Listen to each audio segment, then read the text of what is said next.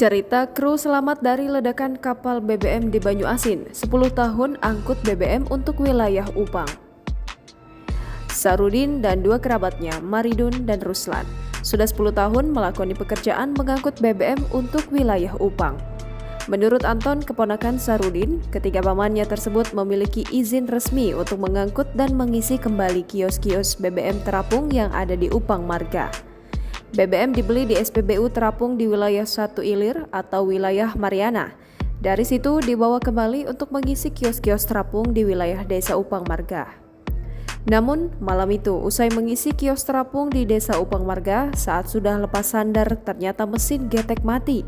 Ketika selesai diperbaiki, saat mesin menyala ada percikan api yang langsung menyambar drum BBM. Api langsung menjalar ke drum dan membakar getek. Melihat hal tersebut, ketiga korban langsung berupaya menyelamatkan diri dengan terjun ke sungai. Selang beberapa menit, getek terbakar dan meledak.